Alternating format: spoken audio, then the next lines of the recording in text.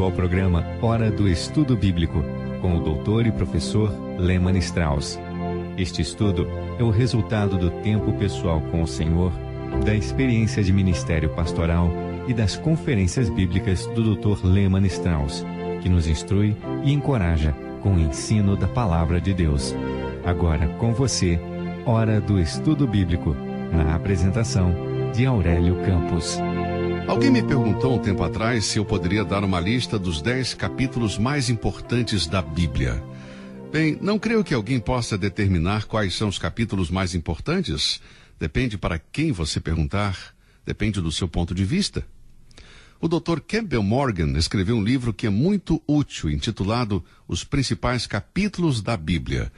Eu não tenho certeza se a minha lista incluiria os capítulos que ele menciona, mas ele os selecionou por um bom motivo.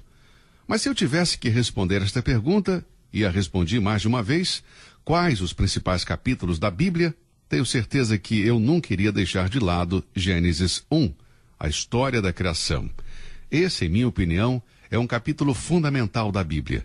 E se você compreende bem esse capítulo, você vai entender muito das coisas que se seguem. Estamos estudando o livro de Gênesis. Vamos continuar com o nosso estudo nesse programa de hoje, mas antes, vamos buscar a Deus em oração. Senhor, nós te agradecemos por esta oportunidade que temos de estudar, de explorar a Tua Palavra e aprender do Teu livro, Senhor, do livro de Gênesis. Nós queremos que esse programa seja bênção na vida de muitas pessoas. Oramos por aqueles que ainda não são salvos, que neste dia possam conhecer a Cristo Jesus como seu Salvador. Nós oramos em nome de Jesus. Amém.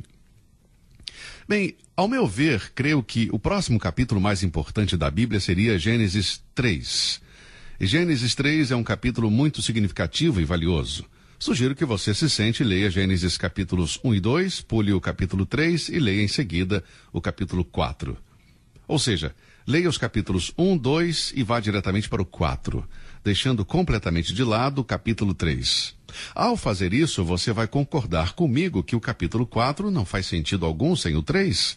Em outras palavras, o capítulo 3 é a chave para tudo que se segue na palavra de Deus. É o capítulo que registra a queda do homem. Agora lembre-se de que quando Deus criou Adão e Eva, eles foram criados à imagem e semelhança de Deus. Eles eram bons, eram santos. Deus os criou à sua imagem e semelhança. Mas Deus criou Adão e Eva com o poder de decidir. Eles tinham o poder de dizer sim ou não. Eles tinham o poder de decidir o que fazer e o que não fazer. Quando Deus os colocou no jardim do Éden, ele disse para Adão: de toda a árvore do jardim comerás livremente, mas da árvore do conhecimento do bem e do mal, dela não comerás, porque no dia em que dela comeres, certamente morrerás. Então o que temos no capítulo 2, versículo 17, é uma simples restrição a qual Adão e Eva decidiram não seguir. O capítulo 3 é uma narrativa disto. Adão e Eva desobedeceram a Deus. Eles tomaram uma decisão errada, apesar do fato de Deus tê-los advertido para não comerem do fruto de uma certa árvore.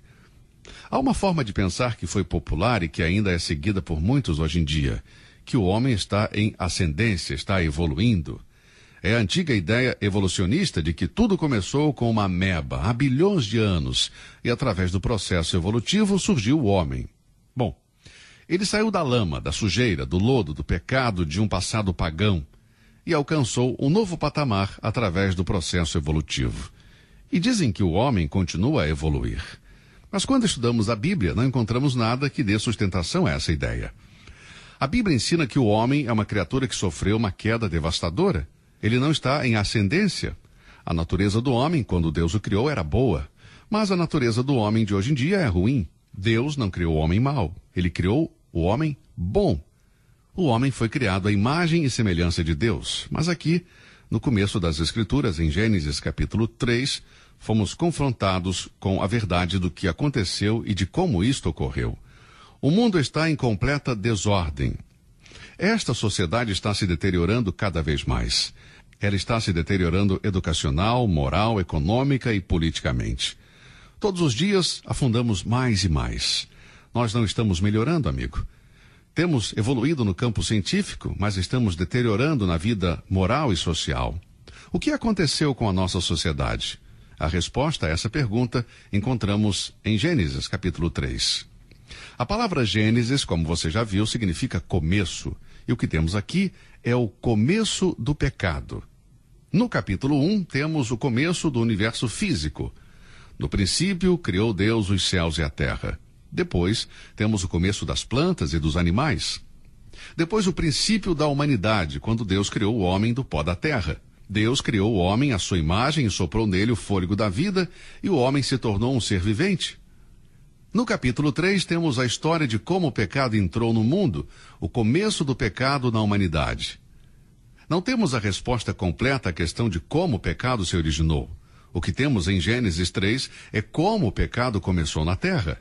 Mas o pecado não começou na terra. Ele se originou no céu, mas não com Deus. Deus não é o autor do pecado. Deus não é responsável pelo pecado. Mas o pecado começou no céu, onde os anjos habitam. Gênesis 3, versículo 1, lemos: Ora, a serpente era mais astuta de que todas as alimárias do campo que o Senhor Deus tinha feito.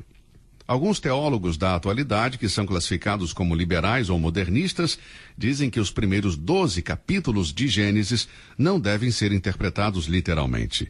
Eles dizem que não são literais e que se trata de mitos babilônicos. Eles também dizem que a serpente aqui é para ser entendida como linguagem figurada. Isto é o que eles dizem sobre o 3º capítulo de Gênesis. Ora, a serpente era mais astuta que todas as alimárias do campo que o Senhor Deus tinha feito. A primeira coisa que vamos fazer é identificar a serpente. De quem se trata? Se você for para o livro de Apocalipse, verá no capítulo 12, versículo 9, algo a respeito. Abra Apocalipse 12, versículo 9, e vamos ler. E foi precipitado o grande dragão, a antiga serpente, chamado Diabo e Satanás, que engana todo o mundo. Ele foi precipitado na terra, e os seus anjos foram lançados com ele. Não há dúvida a respeito de quem é a serpente em Gênesis 3. Lembre-se que a Bíblia explica a si mesma. A Bíblia é um livro auto-interpretativo. Portanto, Apocalipse capítulo 12, versículo 9, identifica a serpente como sendo o diabo, Satanás. Então o que temos em Gênesis 3 é Satanás em forma de uma serpente. Ora, a serpente era mais astuta que todas as alimárias do campo que o Senhor Deus tinha feito. E esta disse à mulher: É assim que Deus disse: Não comereis de toda a árvore do jardim? Se olharmos para o capítulo 2, versículos 16 e 17, veremos o que Deus disse muito claramente. É impossível ter havido mal entendido nesta questão. De toda a árvore do jardim comerás livremente. Lembre-se que isso foi um ato bem generoso da parte de Deus. Mas da árvore do conhecimento do bem e do mal não comerás, porque o dia em que dela comeres, certamente morrerás. Deus não estava tratando Adão e Eva duramente. Esta foi a única restrição dada por Deus para lembrar Adão e Eva de que ele era o Criador e eles suas criaturas. Deus era soberano, eles deveriam sujeitar-se a ele. Deus era o dono, eles apenas deveriam tomar conta. Portanto, era uma restrição muito simples. Ele disse: de toda a árvore do jardim comerás livremente. Agora o diabo diz a Eva: é assim que Deus disse? Não comereis de toda a árvore do jardim? O diabo não negou o que Deus disse, mas semeou dúvida na mente de Eva. Ele estava questionando a bondade de Deus. Esse é um dos típicos ataques de Satanás contra os homens. Ele lança dúvidas sobre a palavra de Deus. Alguma vez você duvidou do que você leu na Bíblia? Alguma vez você duvidou se é verdade ou não? Se está certo o que você está lendo ou não? Existem muitas coisas na Bíblia que eu não entendo e que eu não posso explicar. Eu sou o primeiro a admitir que não entendi, quando é o caso. Eu não posso entender tudo. Somente quando eu chegar no céu é que então eu compreenderei. Mas há algo, amigo, que eu posso dizer. Não duvido de nada do que Deus diz na sua santa palavra. Eu creio na íntegra, em cada palavra. Não consigo explicar tudo, e não consigo entender tudo também. Eu consigo entender em parte, consigo ensinar em parte, mas eu não tenho dúvida sobre a palavra de Deus. A dúvida é algo que não deve entrar na mente do crente, quando se trata da palavra de Deus. Precisamos nos apegar firmemente à palavra revelada de Deus. Bom, voltando ao texto, vemos o diabo começando a colocar dúvidas na mente de Eva. E no versículo 2 lemos: E disse a mulher à serpente: Do fruto das árvores do jardim comeremos, mas do fruto da árvore que está no meio do jardim, disse Deus, não comereis dele, nem nele tocareis, para que não morrais. Será que Deus disse isto mesmo? Não há como saber. Pode ser que Deus lhes passou mais detalhes do que os que Moisés escreveu, mas pode ser também que Eva tenha acrescentado algo ao que Deus disse, nem nele tocareis. A Bíblia nos adverte quanto a acrescentar algo à palavra de Deus. Provérbios 36 diz, nada acrescentes às suas palavras, para que não te repreenda e sejas achado mentiroso. Amigos, quando mudamos algo da palavra de Deus, os resultados são trágicos. Precisamos aceitar o que a Bíblia diz. A palavra de Deus é infalível, é inerrante. Não se esqueça de que a palavra de Deus é infalível, amigo. Não acrescente nada a ela, não remova nada dela, não mude-a. Agora vamos para o versículo 4. Não sabemos onde Adão estava quando a serpente apareceu para Eva.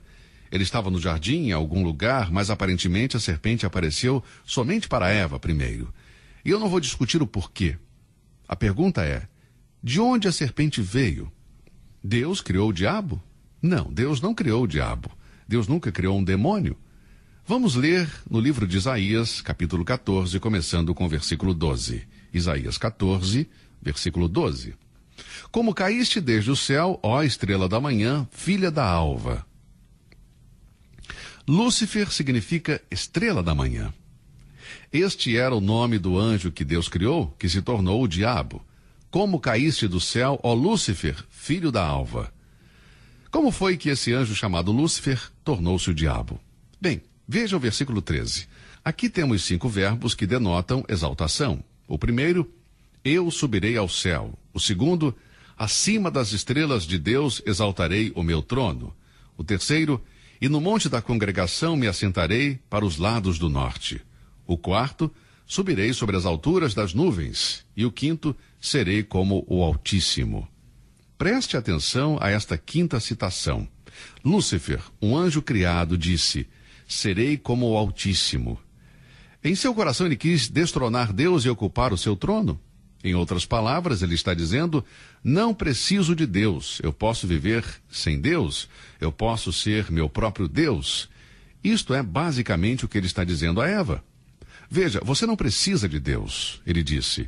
Deus colocou regras, ele deu uma lista de coisas que você pode e não pode fazer. Deus disse que você não pode comer o fruto desta árvore. Ele está impondo restrições. Ele não ama você, não está interessado em você. Caso contrário, ele não teria colocado restrições. E Eva acreditou nele, mordeu a isca e pagou caro por isso. Aqui é onde o diabo entra em cena. Deus jamais criou demônios. Uma parte dos anjos se tornou demônios. Deus jamais criou o homem pecador, o homem tornou-se um pecador. E com a queda o homem começou a ouvir a voz do diabo. Apocalipse capítulo 20, versículo 2 nos diz que o dragão é identificado como a antiga serpente chamada diabo. Ele engana o mundo inteiro. 1 João 5,19 diz, o mundo inteiro jaz no maligno. Não há registros da origem de Satanás. Não quero ser dogmático, mas quando lemos Isaías 14 e Ezequiel 28, creio que podemos ver sua origem descrita nessas passagens. Ele era um anjo criado por Deus, mas decidiu tornar-se o diabo. Portanto, aqui o homem decidiu tornar-se um pecador. Ele é responsável pela sua própria condição. Deus o fez livre para escolher, e Eva preferiu dar ouvidos ao diabo a obedecer a Deus. Agora, o que aconteceu quando ela deu ouvidos ao diabo? Bem, ela começou a duvidar da palavra de Deus.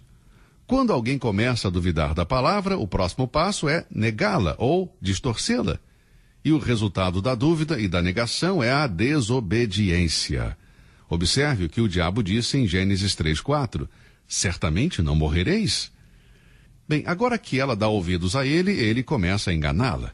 Ela está duvidando da palavra de Deus e o diabo aproveita para dizer, com certeza não morrereis. Isso é o mesmo que chamar Deus de mentiroso. Deus havia dito, certamente morrerás. Ele afirmou. Isso é negar completamente o que Deus disse. E o diabo continuou, porque Deus sabe que no dia em que dele comerdes, se abrirão os vossos olhos, e sereis como Deus, sabendo o bem e o mal. A palavra Deus aqui em hebraico é Elohim, o Deus forte. O mesmo que em Gênesis 1, versículo 1, criou os céus e a terra. Esse é o seu nome, o mesmo nome que sugere mais de uma pessoa, de forma que em Gênesis 1, versículo 1, podemos ler: no princípio, o Trino Deus criou os céus e a terra. A palavra trindade não aparece na Bíblia, mas a ideia da trindade está espalhada por toda ela. Portanto, o diabo se refere ao Trino Deus. Observe no versículo 5 o que ele diz: porque Deus sabe que no dia em que dele comerdes, se abrirão os vossos olhos e sereis como Deus, sabendo o bem e o mal. O diabo está dizendo a Eva, em outras palavras, Deus está escondendo algo de você. Ele sabe que se você comer, você saberá diferenciar o bem do mal e será como Deus. Você não quer ser como Deus? Este é o grande problema do homem. Tiramos Deus do seu trono e queremos fazer o papel de Deus. Foi assim que Lúcifer tornou-se o diabo. Em Isaías 14, versículo 14, ele disse: serei como Deus. Ele tirou Deus do trono em seu coração e deificou a si mesmo e disse: eu vou fazer o que eu quero, não preciso obedecer a Deus. E esta é a filosofia que tem enganado tanta gente hoje em dia. E é bem possível que eu esteja falando com pessoas agora cuja mente está afetada com este pensamento: eu não preciso de Deus, eu não preciso de Cristo, eu não preciso da Bíblia, eu não preciso da igreja, quem manda na minha vida sou eu.